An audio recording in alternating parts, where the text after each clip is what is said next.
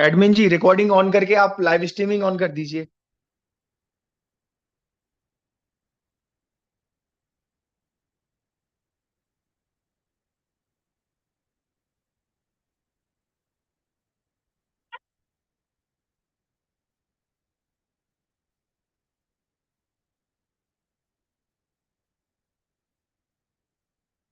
Madam Harshdeep, start करिए आप।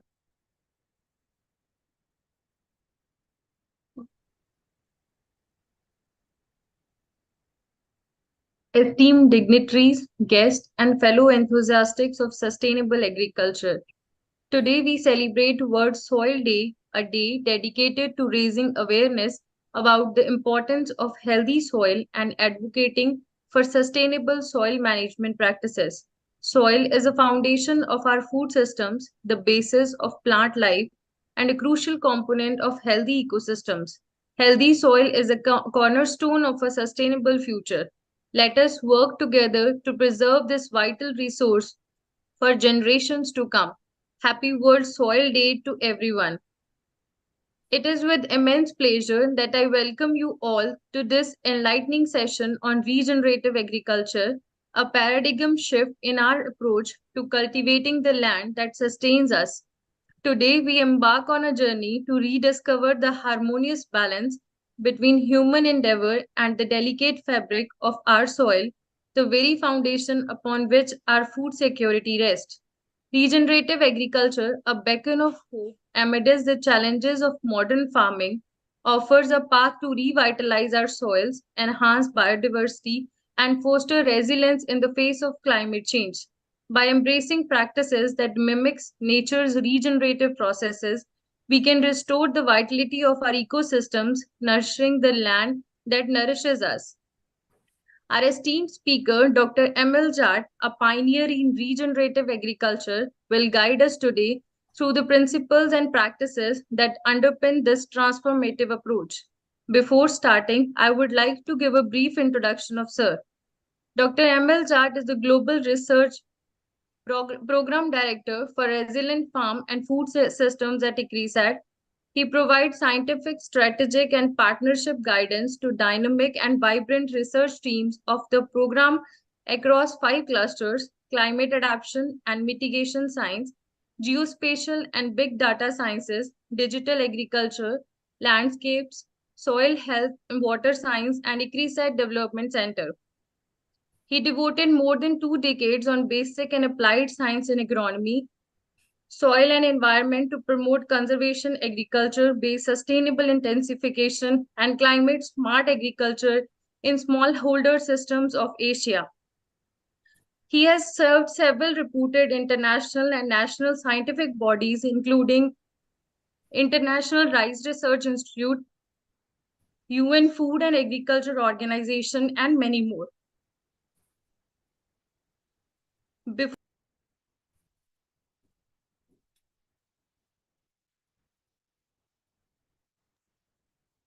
क्या हुआ, कोई टेक्निकल ग्लिच हो गई क्या?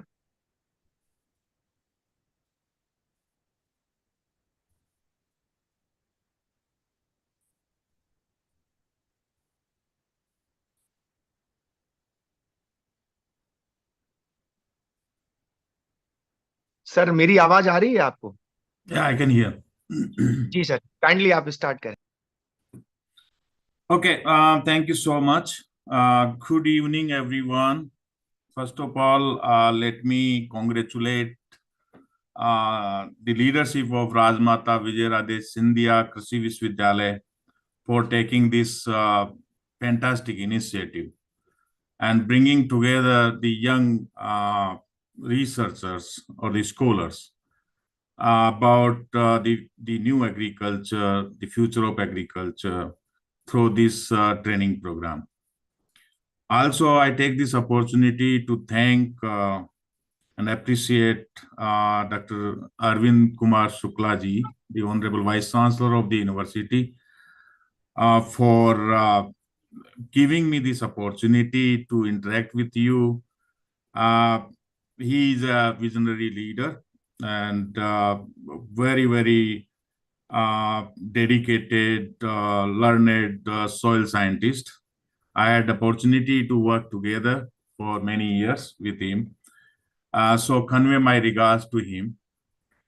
Also, thanks, Ankur, for your consistent follow-ups about this lecture.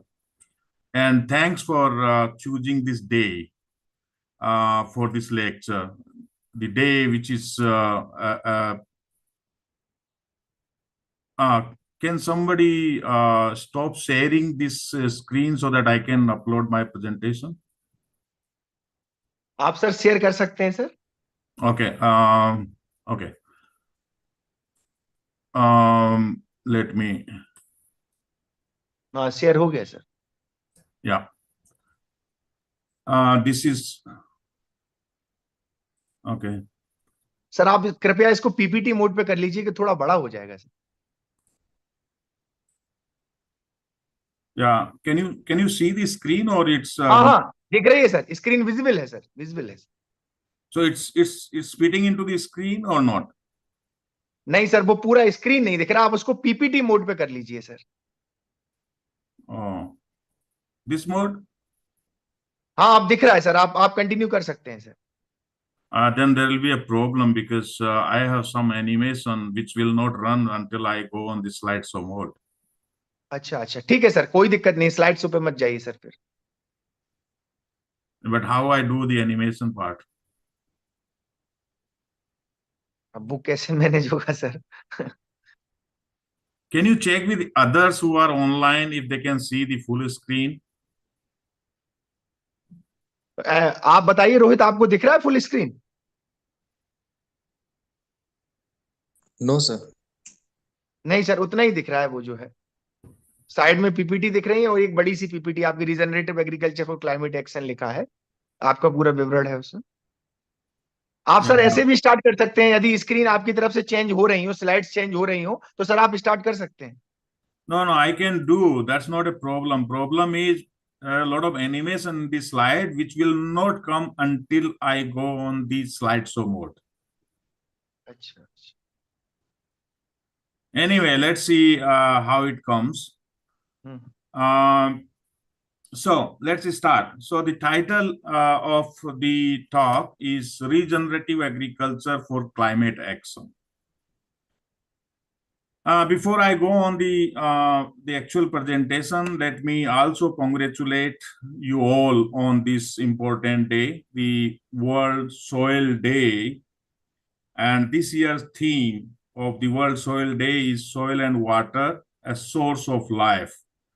I think that's something very, very important, and soil and water go together.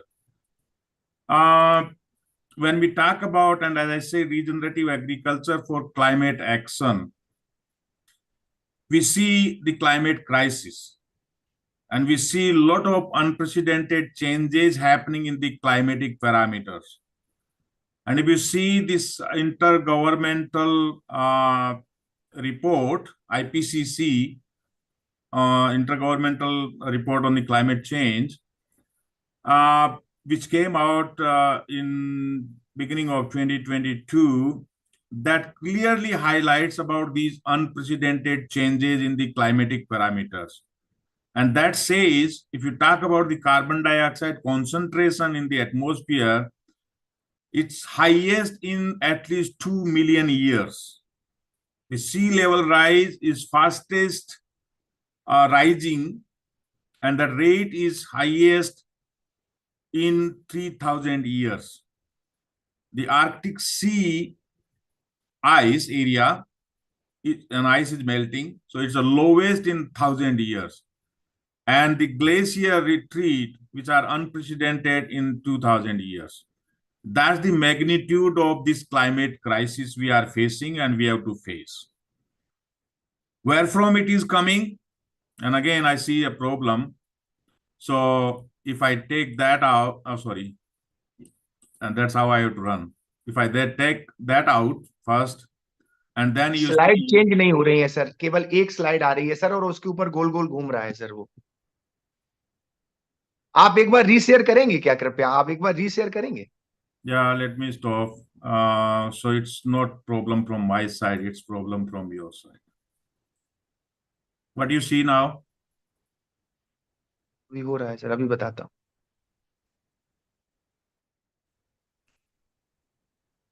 अब ठीक है सर, अब ठीक है। Hmm? आप बस चेंज करिए सर, एक बार जरा देख लीजिए सर, आपके चेंज हो रही है कि नहीं, एक दो तीन अलग अलग चेंज कर करके। Do you see this slide moving? हाँ, स्लाइड मूविंग दिख रही है sir. Do you see the slide, full slide? Full slide यही है, इसमें आपने डेटा दिया है 1784, क्या नाम है, 1870, 1950, एग्रीकल्चर इंडस्ट्री क्लाइमेट नेक्सस। एक स्लाइड दिख रही है अभी।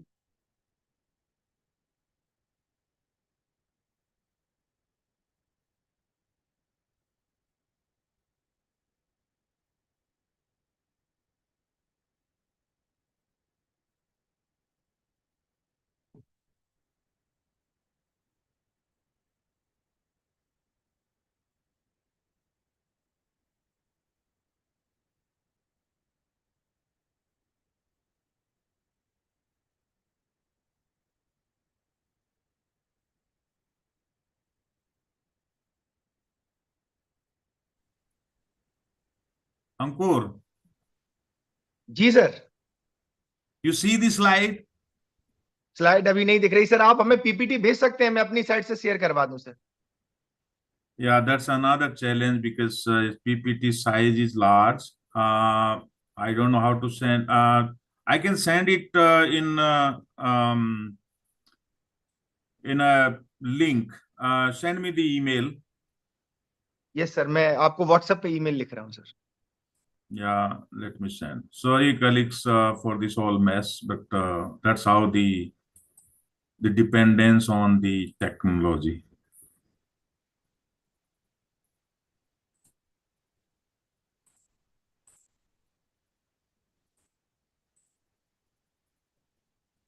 आपको ईमेल सर हमने व्हाट्सएप पे लिख दिया है।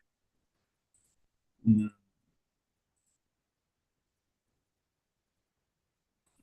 Okay, let me see.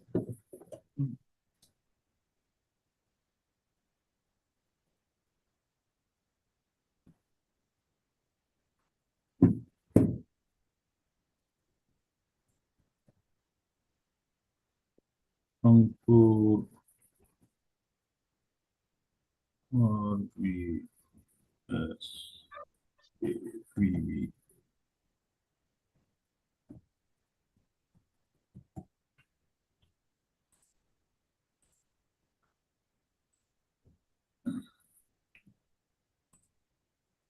So I sent, Ankur, check if you got it. जी जी सर, मैं देख रहा हूँ sir.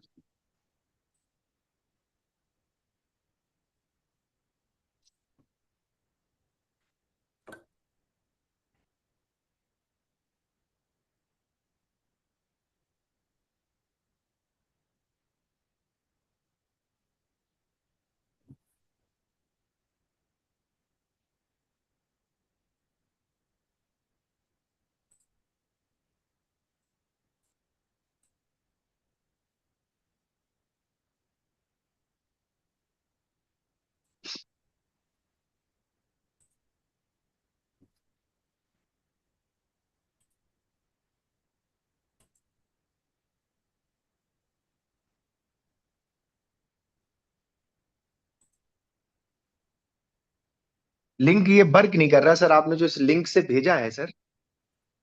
It should PP work. PPT कुछ क्या नाम, पीडीएफ मोड में नहीं है सर पीपीटी क्या? Ankur, the problem is I can also put in the PDF mode, but then many things will be hidden because it's animated, and I was not aware that it's a problem. I never faced this problem earlier. I'm facing now.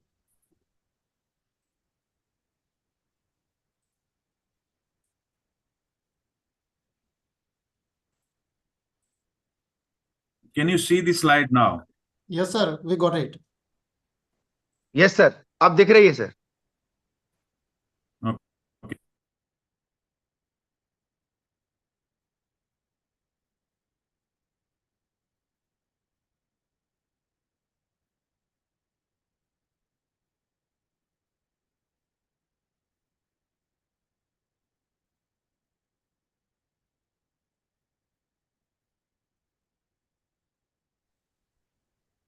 You hear me now? Yes, sir. And you see the slides? Slides नहीं दिख रही हैं आप. Yeah, but there is this problem in your setting. Once I share, then automatically it takes somewhere, and then we enter in a problem. So I don't know what to do and how to do.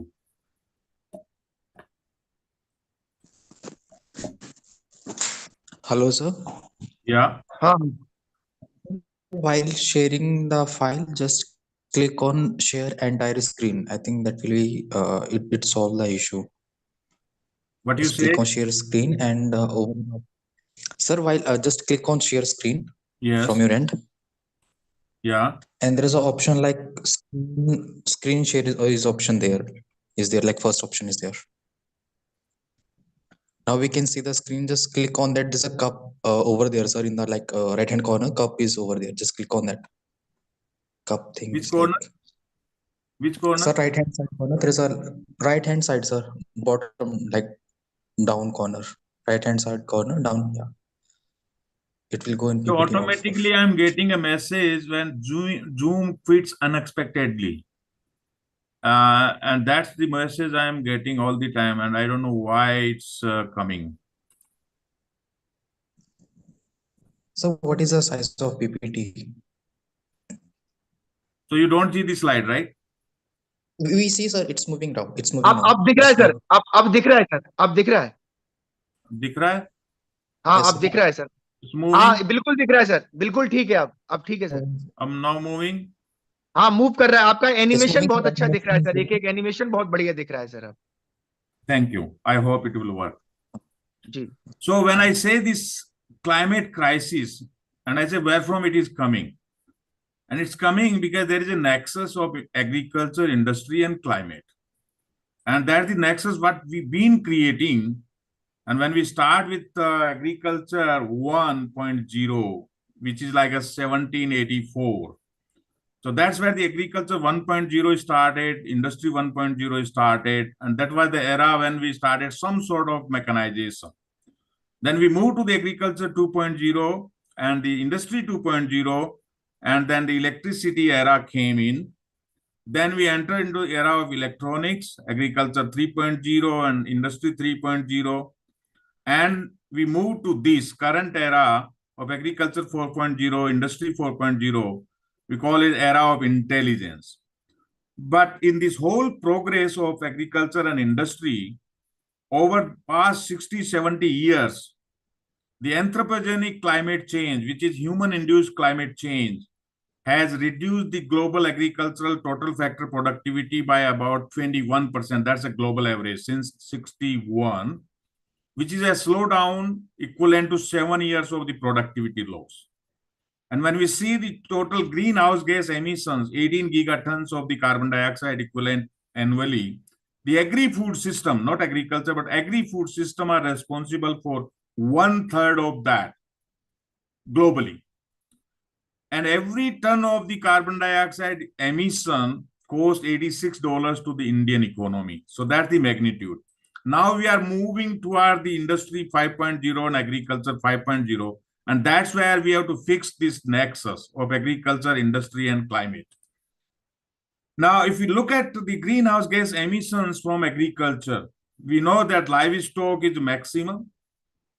But I think the other sectors, until 2010, rice paddies was major contributor other than the livestock. But since 2010, nitrogen have taken over. So nitrogen is contributing significant greenhouse gas emissions.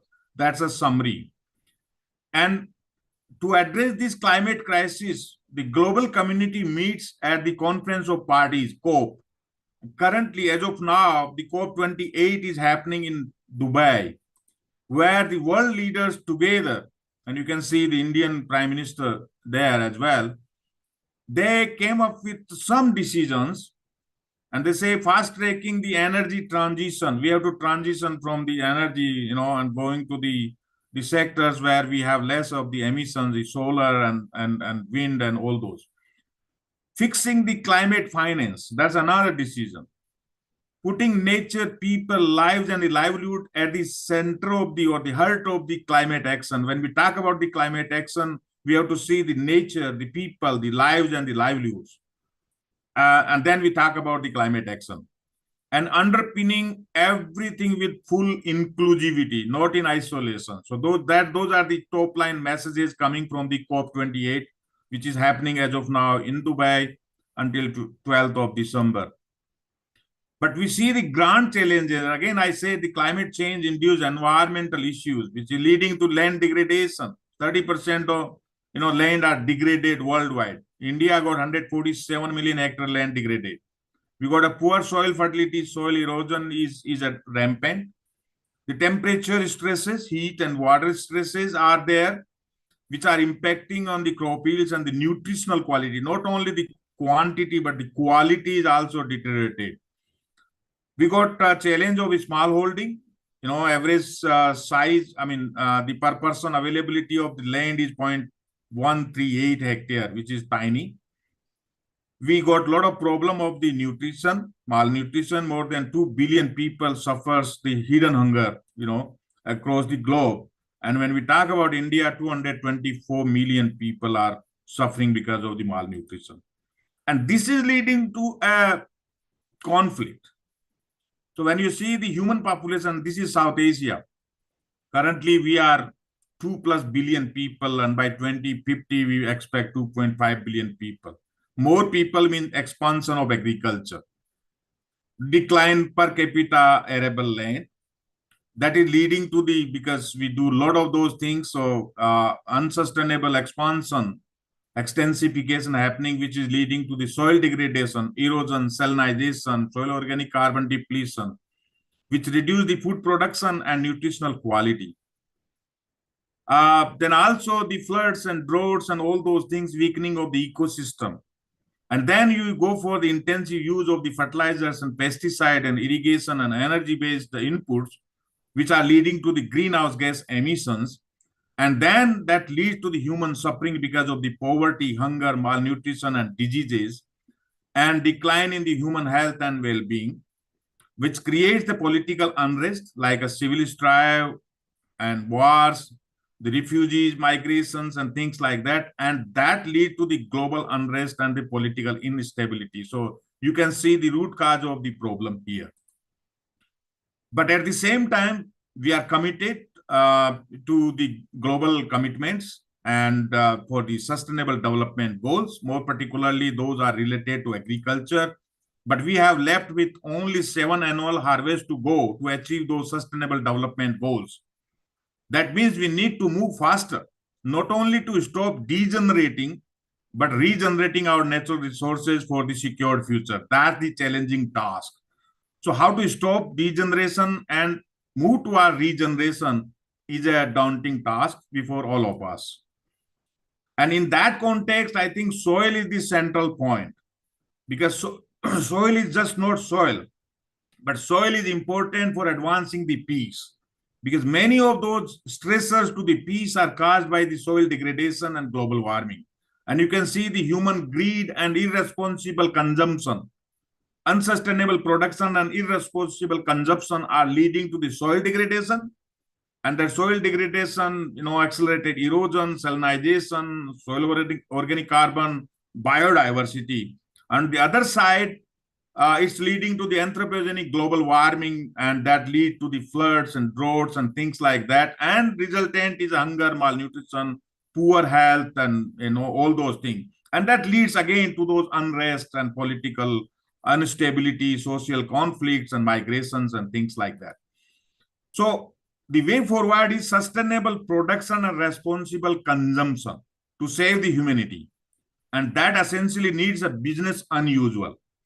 So when we talk about sustainable production, that means we are talking about regenerative agriculture. So if you see the trajectory for transitioning from a degenerative to regenerative agriculture, we have to move from a left side to the right side. The left side is all degenerating practices or degenerative agriculture conventional. But right side is a regenerative agriculture practices. So left side uses more energy. Right side uses less energy. and make more sustainable use of the natural resources.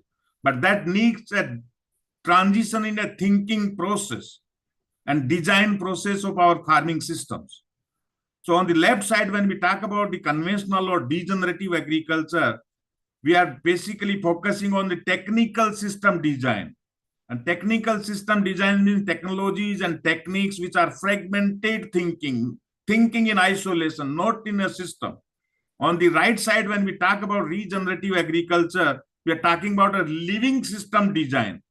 So living system design means living and whole systems thinking. That's what is taking us to our regenerative agriculture and regenerating the natural resources.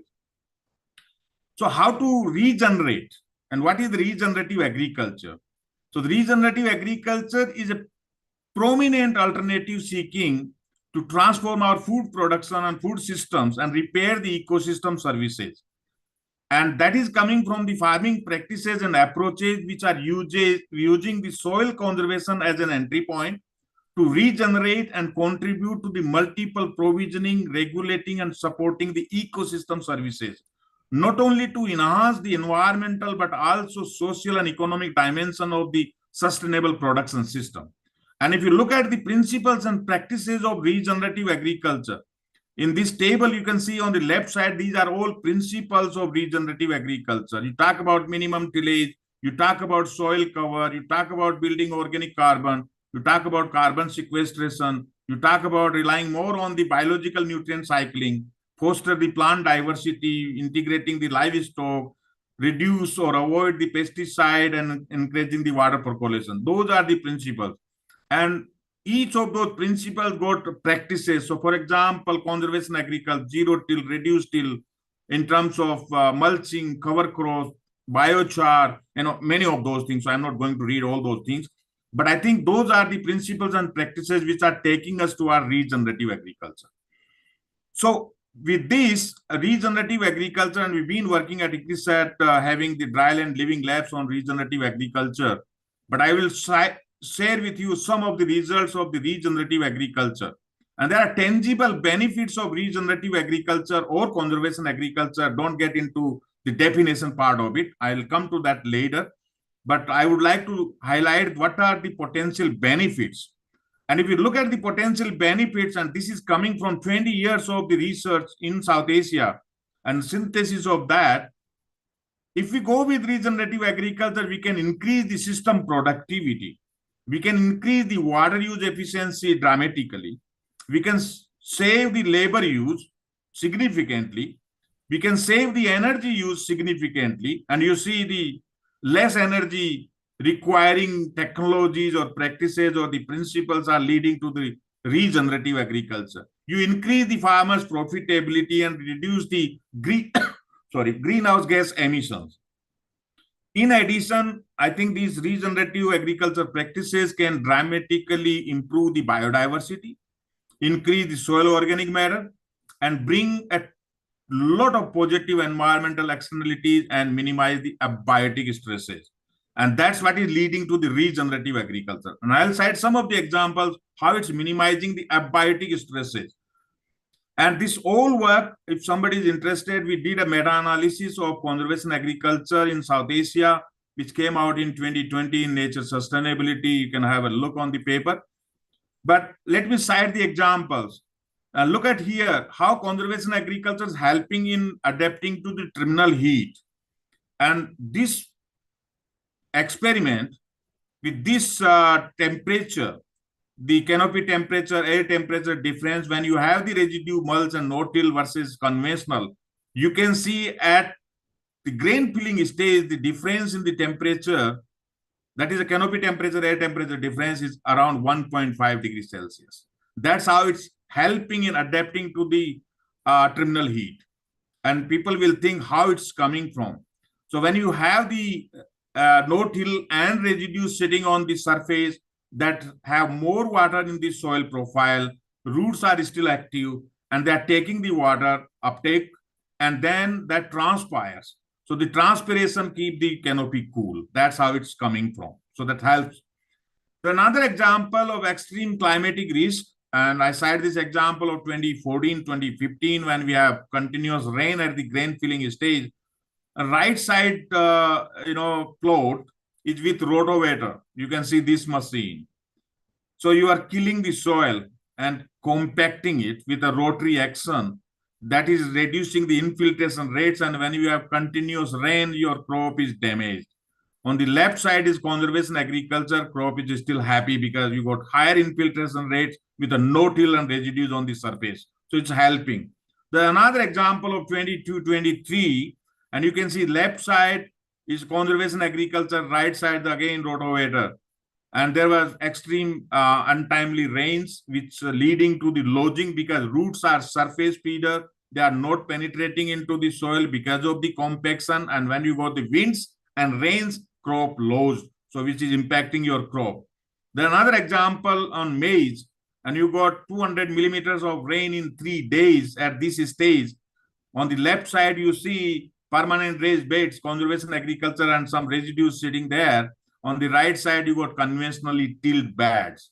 So you got a continuous ponding of water because of the lower infiltration rate. Your crop is damaged already, which is leading to the lower productivity. The another example of excess rain in sodic soils. Again, on the left side, you see healthy crop. On the right side, you got poor crop. Those were planted on the same date with the same hybrid, with the same nutrient management, except left is a permanent bed, conservation agriculture. Right is a conventionally tilled bed. And when you got a lot of rains, the rain created compaction on the beds because soil was pulverized, and that created oxygen deficiency in the root zone, and that's how the crop is suffering because of the oxygen deficiency. The another example of the rains at this stage of the wheat. On the left side, you can see, and this is second day of this rain, 74 millimeters of rain in a day. On the left side is conservation agriculture, right side is the conventional tillage, and you can see water is still ponded after 1 day of the rain event, which is going to impact the active root system because of the oxygen deficiency, and then your crop will get pale yellow and things like that, which is going to impact. The another example on the maize, which is conventional till and a drought. On the left side, on conservation agriculture on the right side, and you can see the healthy crop here. The salinity, your salt stress, I think you can manage with the conservation agriculture. So these are some of the examples how regenerative agriculture or conservation agriculture can help us in addressing the climatic risks.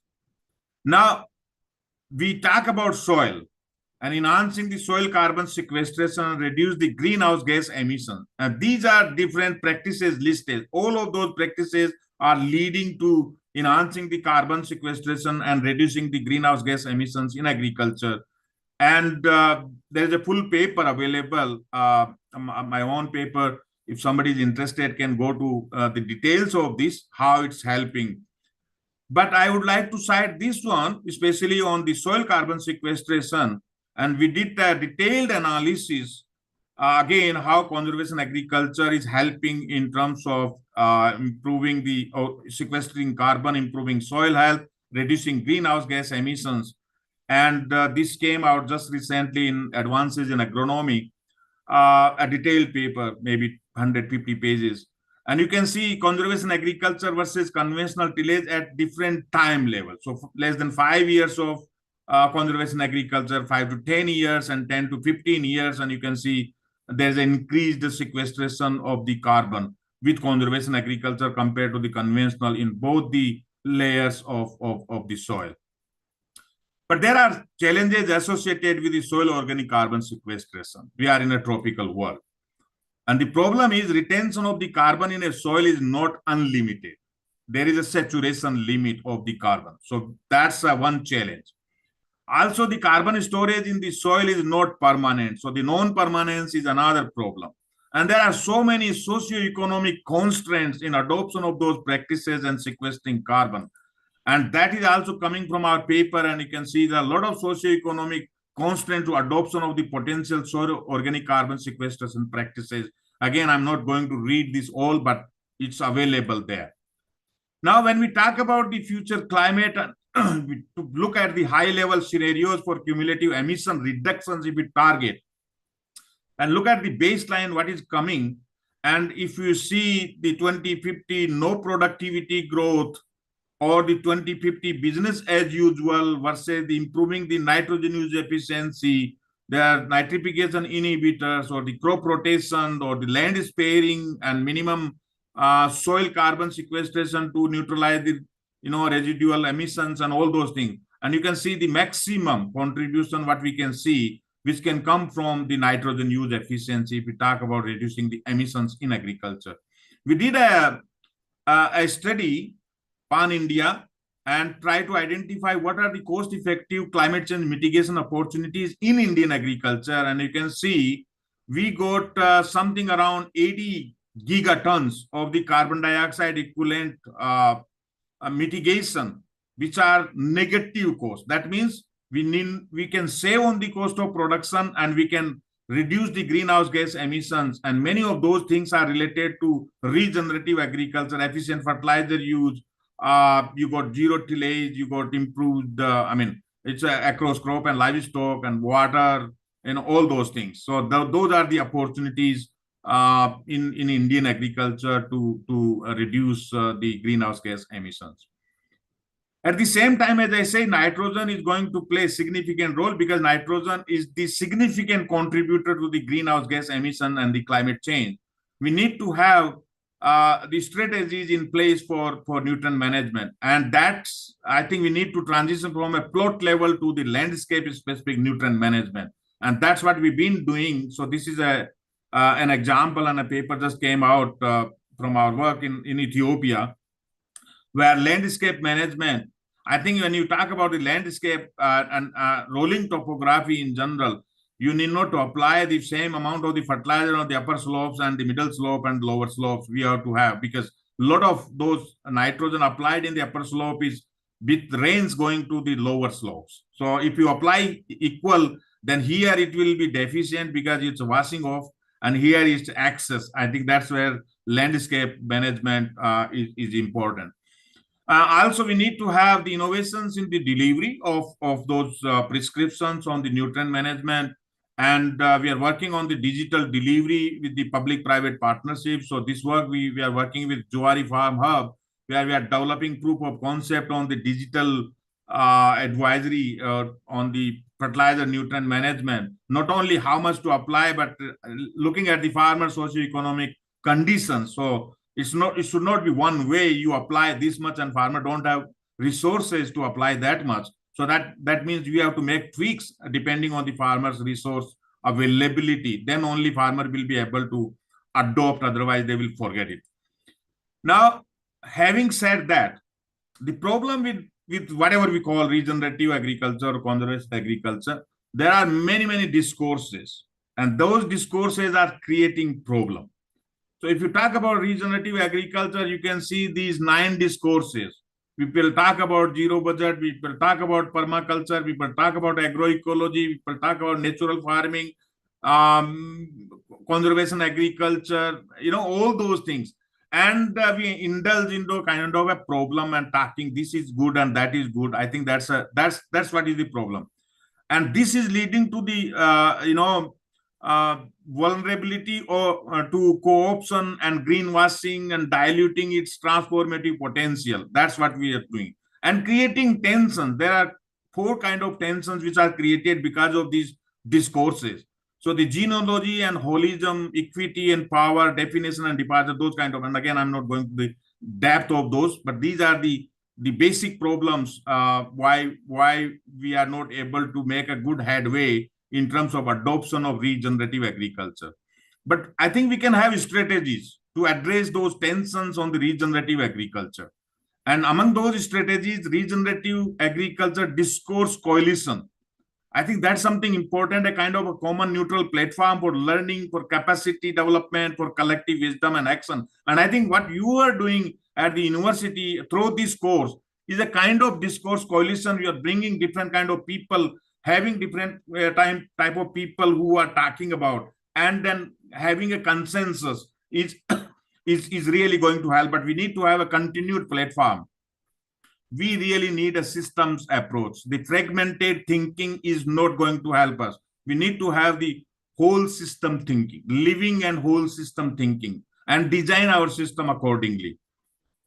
We do multi-criteria analysis, not only the yield, but there are many, many aspects. So that multi-criteria analysis is something important. We have to have a well-defined theory of change at local level, subnational level, national level, or the global level, whatever level you talk about. Bridging knowledge and capacity gap, and that's what we are trying to do through this training course. We also need to get away from the silver bullet and one-size-fits-all based investments and the philosophy. We have to have the science evidence-based targeting and investment. That means policy is something important. And the last part, which is something very, very important, and we generally ignore it, the integration of the social and behavioral science communication. No more apprehensions or perceived risk-based approach. We have to have the reality check, right? So those are some of the strategies to address these discourses of regenerative agriculture. And then when we come on the regenerative agriculture, we need to have a complete chain from discovery to delivery. Because it's not like a discovery in isolation and delivery in isolation. So those are the disconnect. I think we have to connect them. So discovery to delivery strategy. And in that strategy, we need to have quality science for the food systems transformation towards achieving those sustainable development goals. Strategic and complementing partnership. We need to bring everyone together and work together. Not like everybody is doing the same thing and creating confusion. And there are aspects which are not touched even. I think bringing people together or institutions together is something important. We need a greater and pooled investment. That means not only the government, but others, the philanthropies, the foundations, the corporate sector coming with the CSR and civil society. We have to have a focus on One Health. We're talking about soil health, but soil health leading to the One Health. And I think Dr. Shukla has been doing great work on that, connecting soil to the human health. So production to consumption continuum is something important. And finally, the science of delivery. We talk about extension. It's not simple. There's a science behind, and I think we need to learn a lot from that science. Otherwise, delivery is very, very difficult. So we need to link the research output with the local, national, regional, or global priorities with the clearly defined business models. And those business models can help us in delivery of the technologies. Now, when we talk about mainstreaming of regenerative agriculture, again, there are challenges. And challenges because most of the agriculture research and development has been component focused: wheat, rice, maize, water, nutrient, all those things. And I think that's what is the problem. And that limits the scaling and the potential for impact at scale, and also amplify the trade-offs between the livelihood objectives and the regenerative actors. Because we are dealing this. So you got a farming system where you have the genetic, ecological, and socio-economic dimensions of the farming system. If you don't integrate them, then forget about it. So that's the problem. And also the synergies and trade-offs. So the trade-offs with the farm profitability and the ecosystem service, where do we convert? We talk about doubling farmers' income, but I think we need to see up to what level we can double so that we don't destroy the environment and the soil, and they don't pollute the water or don't dry the aquifers. That's what we need to see. So that understanding is something very, very important. So from this perspective, the agenda for discovery to delivery of the regenerative agriculture are: the first one is one size doesn't fit all. There is no silver bullet. We can have a common set of principles, but we are dealing with the large diversity of the farms, of the farming systems, of the farmer circumstances, and their takeoff points across that diversity. That means a tailored approach is needed for implementation of the regenerative agriculture. And those tailor-made solutions for regenerative agriculture need to be through integrating the genetic, ecological, and socio-economic innovations and the information, considering the whole farm, household, and landscape issues. And when we talk about those kind of things, and I said one example, do we have crop varieties tailored for regenerative agriculture? No, I think we have to do that. Now, the second one is what to target where, because one size doesn't fit all, everything cannot work everywhere. We have to define the domain. So we have to have the mapping of the crop type and prioritize the cropping systems or the farming systems for deployment of the regenerative agriculture. And I think we have made significant advancement in the geospatial technologies for spatial and temporal mapping of the crop types and the cropping systems. And that can help us in defining the regenerative agriculture value chains, market linkages, and knowledge hubs for scaling of regenerative agriculture. So you can see those are the major, systems, land use systems or land cover systems. At least if you can go up to that level to start with and then go deeper, that can really help us. Now, for example, the biological nitrogen fixation and biological nitrification inhibition is a very, very important part of regenerative agriculture. And that provides a potential opportunities for addressing the fertilizer and climate crisis, soil health, and malnutrition, all of those. Because if you don't apply nitrogen and look at this nitrogen, the N in the plot, wherever you have nitrogen and you see the crop. But it's important, as I say, nitrogen have taken over to everything in terms of the greenhouse gas emissions. So nitrogen is the second most limiting factor for crop production after water. And globally, nitrogen demand have grown up from 3 billion tons in 1960 to 8 billion tons in 2021. So that's a significant change. And most of that is going to India and China. And Africa is suboptimal. So this is a problem. But if you look at the potential of the grain legumes alone, 35 teragrams of the nitrogen annually coming through the biological nitrogen fixation, I think we have to integrate. And that's how we can take to the regenerative agriculture. On top of that, there are a lot of work on the biological nitrification inhibition. And I think we talk about diversification, we talk about sustainable intensification through the legumes that can help us in achieving some of those goals. And this is a detailed analysis, global analysis, which is in one of our paper came out last year in Field Crop Research. We also need bundled system solutions, not in isolation, not fragmented approach, but those bundled system solutions we cannot have overnight. So phased build on approach can help us. And in that context, if we talk about regenerative agriculture, we have to harness the power of soil biology. And soil biology is something important. And I think we need to think about biobanks linked to the One Health, the soil to the human gut microbiome.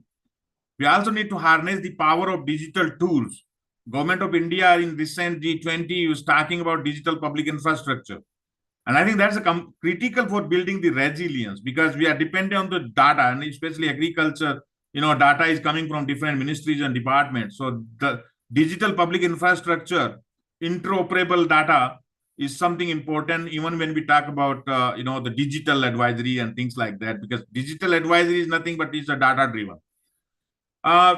This new generation or next generation climate services are something important. And the system science evidence-based policy and investment. So that's what is required, but that cannot be done overnight. That means that's what I'm saying, bundled system solutions. And in that context, we need to move from the plot to the climate resilient landscapes. So you talk about the microbe or the plant level, and you go to the field and flock or forest level, and then you go to the farm and household level, and then you go to the community or the landscape or the region level, and the link it with the market.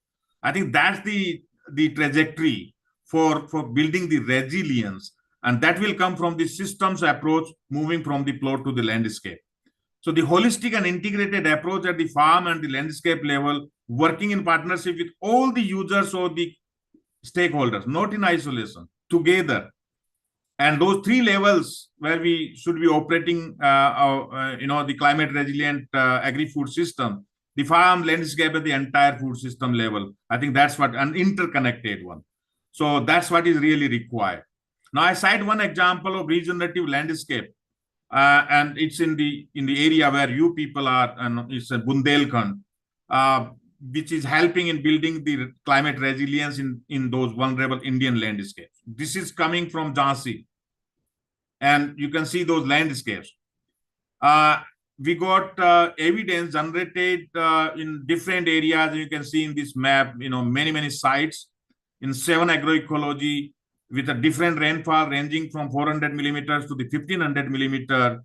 And this is coming from 150,000 households and around 100,000 hectare of area. And the results, what we see, the farmer's income tripled with the landscape approach. The water tables came up from 26 meters to the 4.5 meters. enhance the base flow by around 150%. And you can understand when we talk about base flow, it's something very, very important for our riverine system and perenniality of the water systems. Emission intensity have came down from 0.14 to 0.06. So we are reaching toward the neutrality. We are talking about the neutrality. So that's what we are reaching. There are a lot of in-migration happening. People were, moving away from the villages because there was no livelihood opportunity. But with this water conservation at the landscape, that brought them back. So in-migration happening because of the livelihood. The cropping intensity have went up from 110 to 180%, almost doubled. There are a lot of land degradation, arresting happening. The sustainable intensification of nearly 35,000 hectares of the degraded fallow lands through this landscape approach. And temperature regulation toward this target of 1.5 degree. I think when you have the vegetation, the agroforestry and things like that, that keeps the canopy cool, and that can help us. So if you can regulate 1 degree, that means you are reducing the irrigation water consumption by 10%. That is significant. And this was recognized just recently. We were awarded with UNDP Mahatma Award for biodiversity based on this work. So that's an appreciation about the work. Now, when we talk about resilient agriculture, vibrant industry, I think, so I'm taking you back to that agriculture industry climate nexus. But how to create that nexus into the opportunity on a positive side, and then bring that resilient agriculture and vibrant industry through synergy for the climate action through cropping carbon. So carbon is a new crop. And we got the carbon neutrality commitments. Agriculture can provide larger carbon offsets, and industry can be benefited from that because they have to go carbon neutral. They cannot stop the industry, but they can pay through the ecosystem services for those climate resilient practices. There's a large market for carbon credits, which can incentivize farmers and create a kind of pull factor for low emission agriculture practices. But I think there's a long way to go. We have to do the valuation of the ecosystem services, designing the payment system for ecosystem services. We have to develop the tools, approaches, methods for tracking, verification, all those aspects for those regenerative agriculture practices. But there's a large volume, and I think these are the factors which can really help in pushing the regenerative agriculture agenda. But this needs clearly defined business model and market opportunities. So we need to identify the potential niche for scaling and accelerated adoption of the regenerative agriculture. And that essentially needs the comprehensive assessment of the consumer perceptions and preferences, or the market size at different levels, on entrepreneurship opportunities for agriculture produce, as well as the carbon markets and through regenerative agriculture practices. Now, one thing, and that's what you are doing, we talk about capacity development. Yeah, great. But until we have the confidence and consensus, forget it. So the more than the capacity, I think confidence development and consensus development is something very, very important. And I think for that, we need a new cadre of regenerative agriculture community of practitioners. We have to have the centers of excellence on regenerative agriculture. We have to have regenerative agriculture living labs. We are having those living labs at ICRISAT. And we also got a Dryland Academy for capacity development, just for the information of the participants. Now we need science, evidence-based policy and investment, not investment from a top-down approach, but investment based on the science evidence. And like I said, the regenerative agriculture or conservation agriculture, how it's contributing to the larger agenda. And you can see this here. But as I said, one size doesn't fit all. So optimization of those regenerative agriculture practices require attention to the location-specific performance. That's what is something important, and which came out just last year in one of our papers. And if you put that together in this, and if you talk about regenerative agriculture or conservation agriculture is contributing with having positive linkages with the many of the sustainable development goals, whereas conventional agriculture or subsistence agriculture got negative linkage with the sustainable development goal. So if we go with the science evidence and go to the policymakers and tell them why this is important, not only the yield, but I think multiple provisioning of the system, of the services, what they are contributing to. I think we will be able to convince them. Finally, some recommendations on regenerative agriculture. And the first one is most challenging. The change of the people's mindset is very, very critical. And creating awareness, bridging knowledge gaps and capacity gap, all the levels. And that's where I was talking about the Discourse Coalition on Regenerative Agriculture. I think we need a paradigm shift from crop to the cropping system to the integrated farming systems at the landscape and eco-regional scale, not at the plot level. But I think at that scale is something important if we talk about regenerative agriculture. We did a mission on regenerative agriculture. Strengthening regenerative agriculture research with focus on One Health is critical. And I think the carbon credits can play important role, but we need to harmonize methods, tools, protocols, and policies that need a lot of research around. So these are some of my thoughts. Thank you so much for this opportunity, and sorry for the technical glitch in the beginning of the presentation. Technical glitch तो sir online pedagogy में होती रहती हैं sir. अब यदि किसी participant को कोई डाउट है इस लेक्चर को लेके तो आप चैट बॉक्स में लिख सकते हैं और मैं उसको पढ़ दूंगा और सर उसका आंसर करेंगे। किसी स्टूडेंट को या किसी फैकल्टी को किसी तरीके का कोई डाउट है इस लेक्चर से रिलेटेड, अगर कोई क्वेश्चन उनके मन में आ रहा है तो स्वागत है सभी का। होना तो नहीं चाहिए डाउट, वैसे सर ने बहुत अच्छी तरीके से एक एक कॉन्सेप्ट को समझाया है और पीपीटी सर बड़ा शानदार थी आपकी, जो एनिमेशंस उसमें लगे थे ना, मन की बात को समझ रही थी पीपीटी। Thank you. पहला आया है जिसमें लिखा है thank you sir for very nice lecture.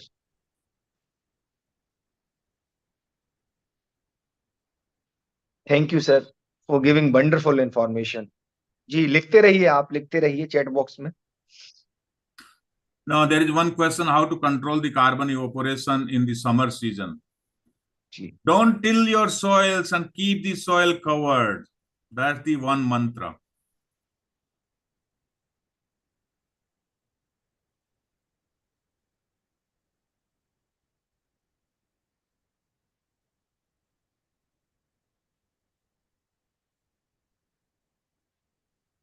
How to do no till farming?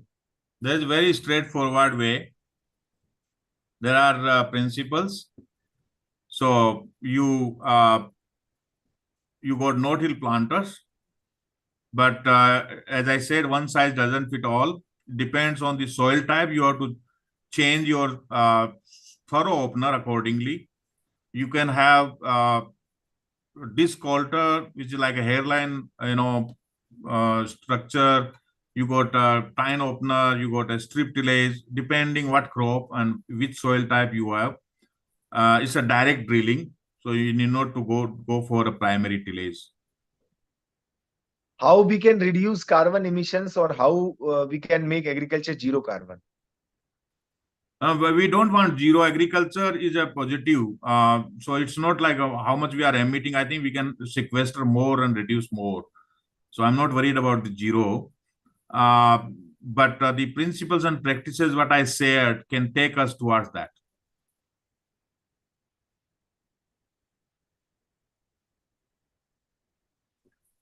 There is a question from Mohammad Sheikh.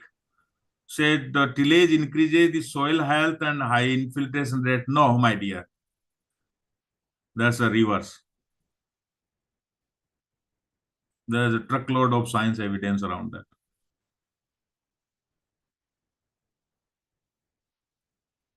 वैसे ज्यादातर लोगों ने सर सराहना की है questions. No, it's not the issue of sarhana. It's should be interactive. जी very comprehensive and elaborate presentation with very good information, Dr. G.I. Guru.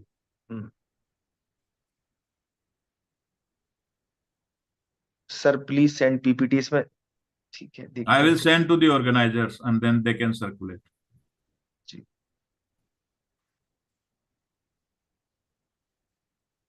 there's a question. A farmer asked today on soil day if tilling twice in Ladakh condition, dry and cold, which is the traditional habit, bad or good?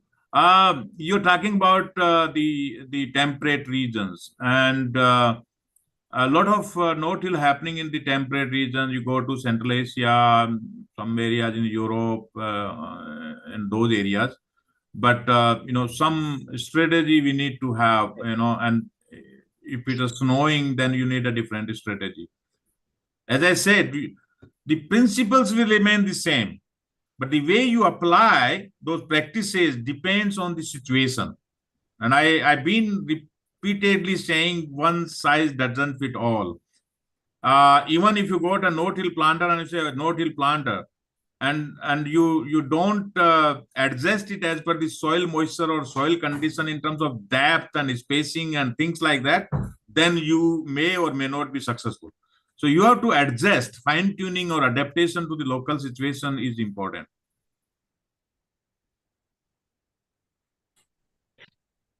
In regenerative agriculture, farmers are telling more beets are coming and beets are suppressing crop growth. Please give your opinion how we can manage this type of situation. If it's I don't know what situation and what regenerative agriculture you're talking about, and where you got that experience. But if you recall,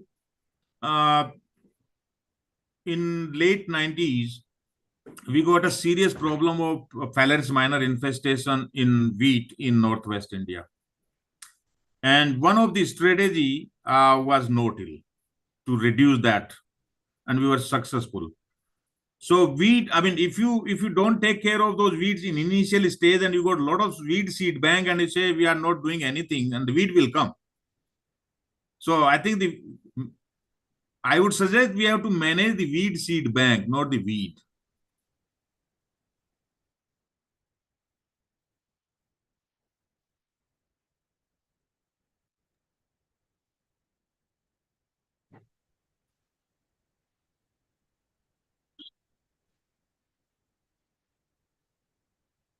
Yeah, so the carbon credit is just not the carbon sequestration. The carbon credit is a life cycle analysis. So carbon sequestration is a small part of it. But in agriculture, I'm talking about, not the forestry. Other parameters, reduction in the greenhouse gas emission because of tillage, because of water, because of nitrogen, because of other inputs. That is also accounted and converted in terms of the carbon dioxide equivalent, and you can translate into the carbon credit.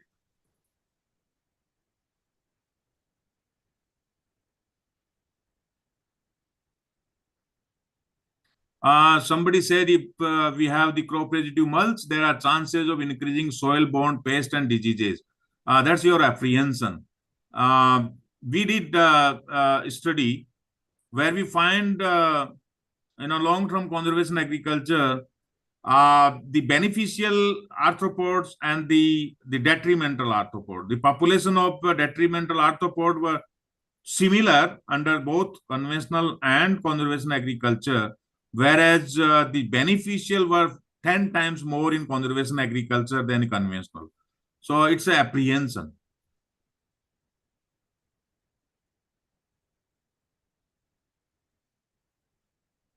May you please let us know about what myths people or farmers have about regenerative agriculture and what actually is the fact?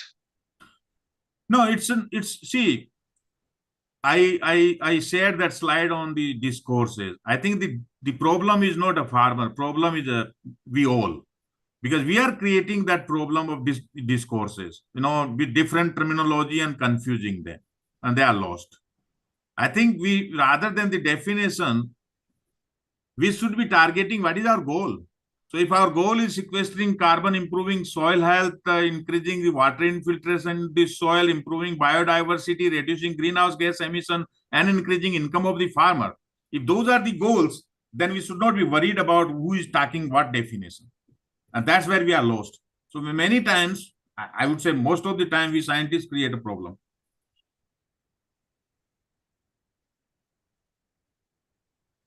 Can we increase carbon in soil in the tropical region by conservation agriculture? Yes, up to certain extent, but as I said, there is a saturation limit. And we got experience when we started conservation agriculture. the carbon content in the soil was 0.45%. And over period of time, until 6 years or 7 years, we got increase, and that reached around 1%, and thereafter there is a saturation.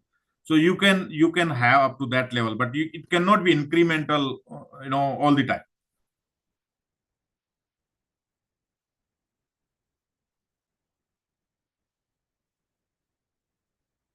Yeah, the farmers have a strong belief on plowing. Yeah, that's what I say. The social and behavioral science. That's a behavior. Because behavior plus what we've been doing, we've been teaching them till they've been tilling, and now you say don't till. So I think we are also creating those things, but that's a behavior. So it's a complete upside down, that kind of change, which takes time, but that needs behavioral change. So behavioral science is important.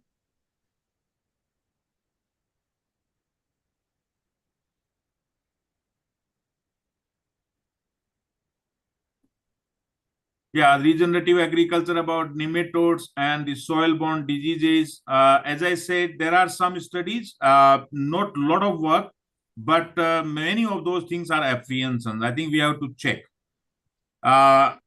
The arthropods and some diseases we quantified.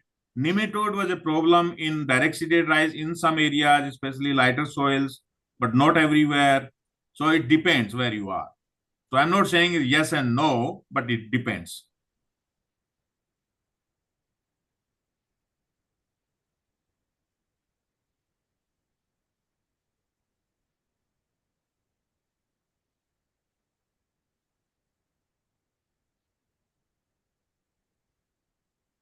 Okay.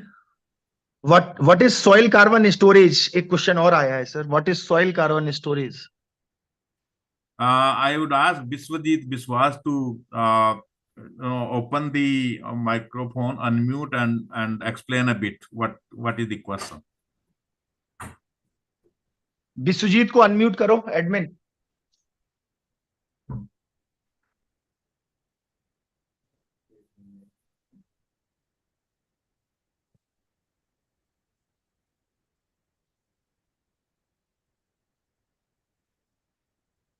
Meanwhile, meanwhile, this question from Kuldeep, how farmer will get the benefit of the carbon credits. So the carbon credits are not issued to anyone but to the farmers only.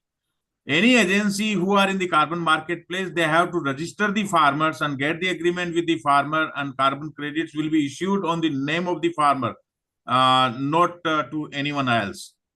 So there's a process. There's a long process. I think we need a 1-2 hour discussion on this, about the process. Namaskar, Daksa.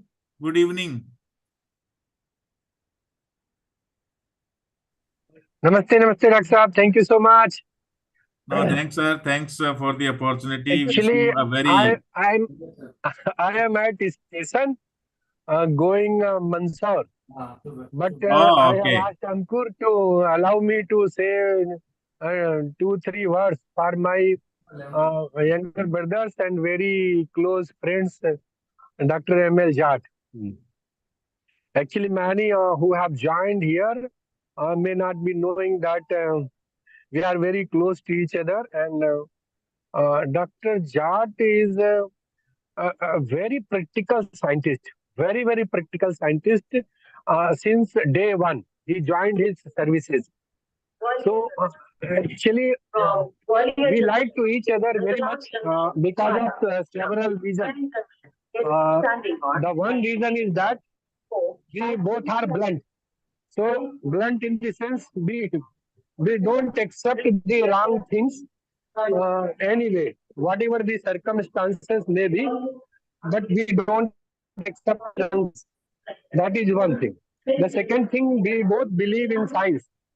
We believe that the things has been done in the it is not necessary that is वो कोई पत्थर का लकीर है, like that.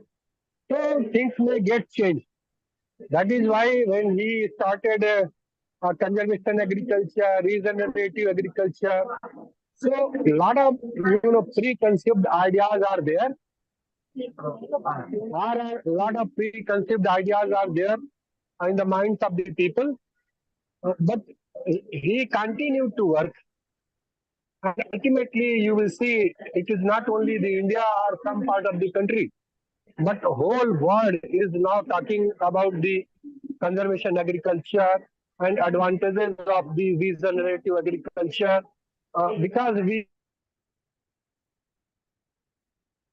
the more carbon, which is most important component in the soil, that has declined to a great extent across the globe, not only in Indian soil.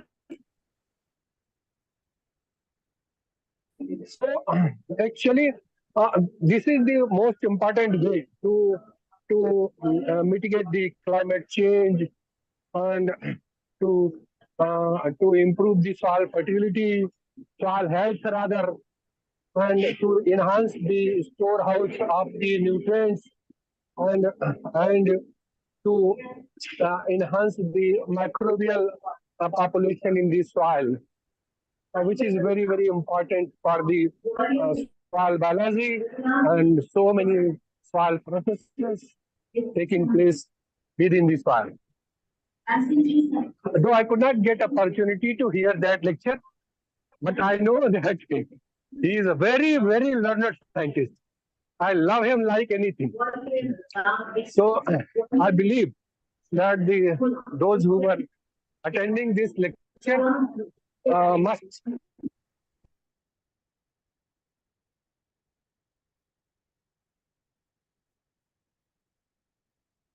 Sir का शायद connection cut रहा है railway station पे होने के कारण। Yeah, I think we lost him. जी जी जी, लेकिन इसके बावजूद भी सर ज्वाइन किए हैं। हाँ, आप दोबारा से आए हैं। जी जी।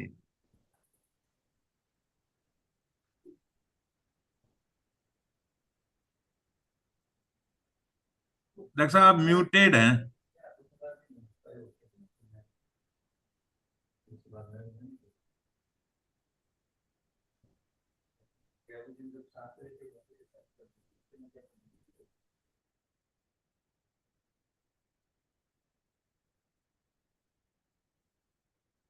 मैडम हर्षदीप कौर, आप कंक्लूडिंग रिमार्क दीजिए।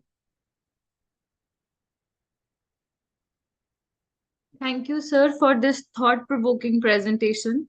Sir, you very well explained the use of soil conservation as the entry point to regenerate and how it will contribute to multiple provisioning, regulating, and supporting ecosystem services. You okay. Thank you. You also shed light on various benefits of regenerative agriculture management practices to enhance soil carbon sequestration, reduce greenhouse emission in agriculture, and various challenges associated with this sequestration. Various cost-effective climate change mitigation opportunities in Indian agriculture, discourses in regenerative agriculture, including 4 tensions, and strategies to address these tensions, including system-based approaches, multi-criteria analysis, and well-defined theory of change at local, subnational, and national level have also been elaborated. By quoting various studies, you very well explained the delivery strategy for regenerative agriculture, potential opportunities for addressing fertilizer and climate crisis, soil health and malnutrition, need of bundled system solutions, identify the potential niche for scaling the regenerative agriculture, key recommendations including creating awareness and capacity gaps at all levels. I once again thank you, sir, for sharing the valuable knowledge on regenerative agriculture with us. Thank you, sir. Thank you so much. Thanks everyone for being with us, and my sincere gratitude to Dr. Arvind Suklaji, Honorable Vice Chancellor of the University, for this opportunity. And I hope some of us can meet some time and then have more discussions. Thank you. Thank you, Ankur. जी बहुत बहुत धन्यवाद sir, आपने join किया। बहुत बहुत धन्यवाद।